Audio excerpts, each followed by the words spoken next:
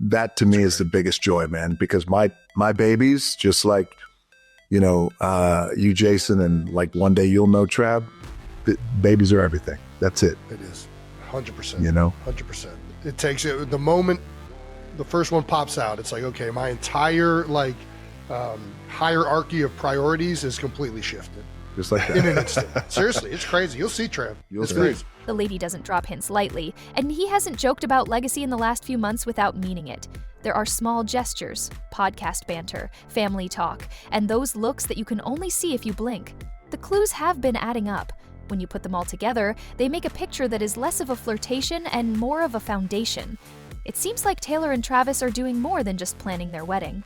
They're making plans for a future with kids. Let's look at every little clue, every look, and every hidden signal that suggests the world's favorite power couple may already be getting ready for baby Kelce. The first thing is the way he talks. Travis has been leaving comments on New Heights that make Swifties' hearts race. He joked about baby names in one episode and said he might name his first child Conan after the character Conan the Barbarian. It was half a joke and half a confession, the kind of thing that fans can't help but think about.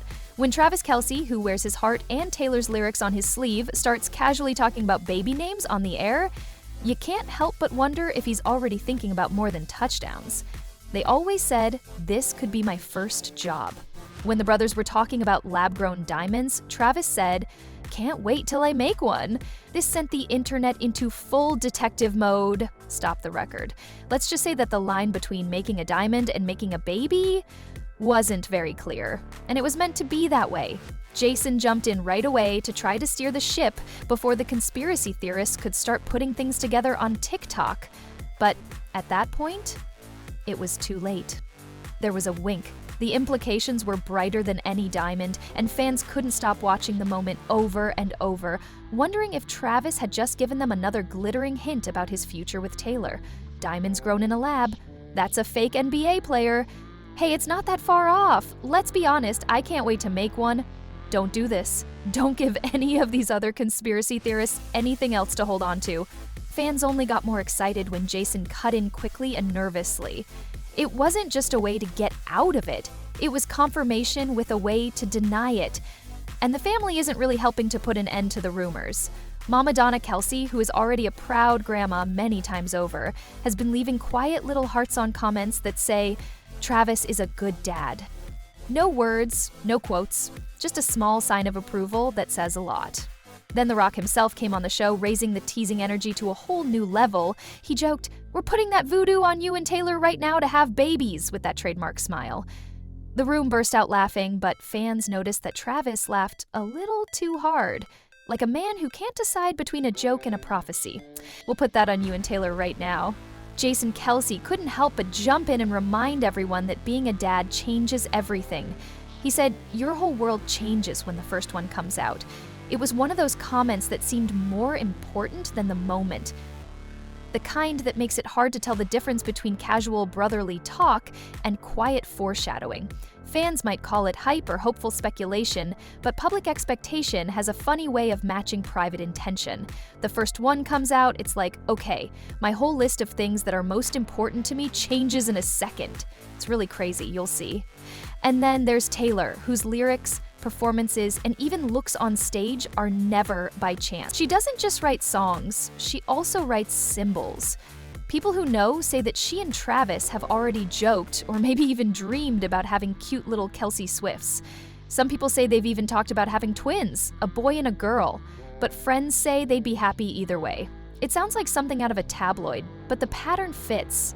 Taylor's art has always been about family, heritage, and the idea of passing something down.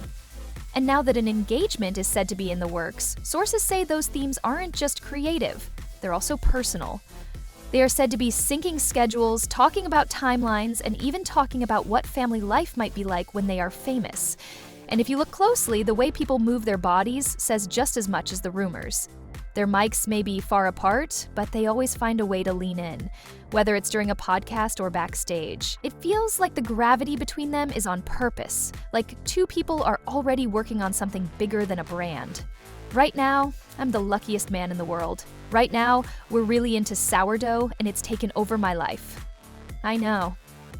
Body language experts have been trying to figure out what every look and touch between Taylor and Travis means. And what they see isn't just chemistry, it's a connection.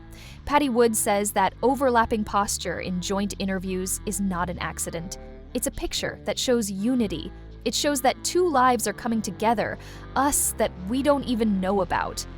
And that's exactly what happens when Taylor and Travis are in the same frame. Travis often hugs her from behind on new heights and kisses the top of her head softly. Those gestures aren't for show, they keep you safe. They're the kind of gentle moves that say, "You're safe here." People have even noticed how he gently rocks her when she's upset, a little instinctive rhythm that is usually only found in long-term couples. It's not just love, it's also comfort, which is the language of people who know how to read each other's emotional signals.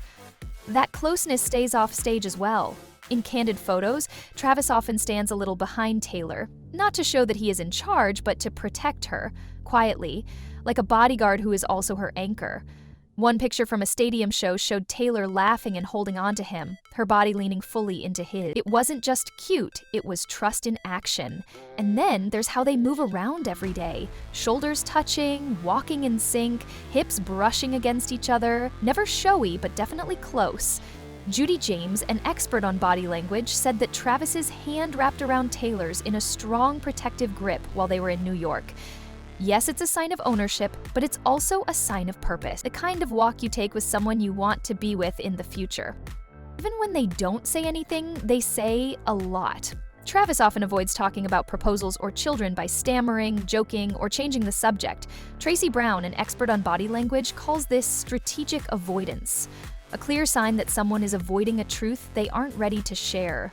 The pause, the laugh, the repeating of a question, and the sudden change of subject are all ways of confessing. You can see a pattern when you put together the lingering touches, the instinctive protection, and the deliberate non-answers.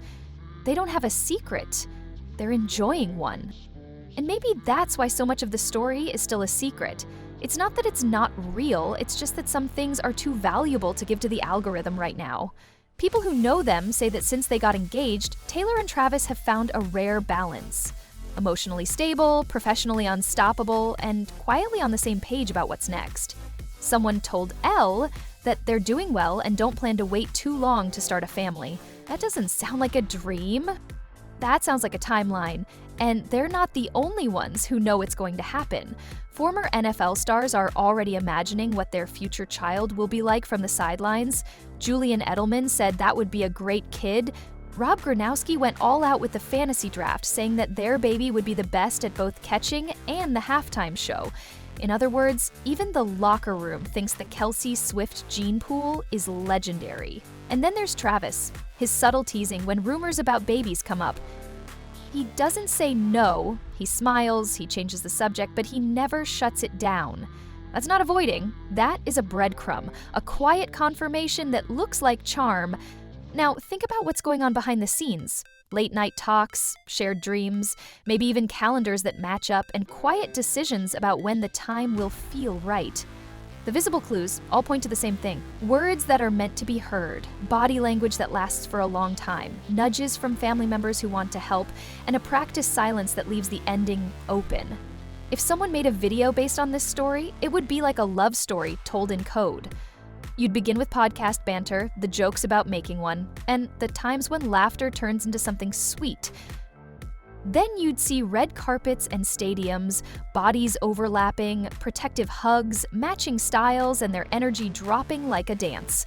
Also, experts say that overlapping posture means unity, protective gestures mean building for the future, and evasive answers mean not ready to announce yet.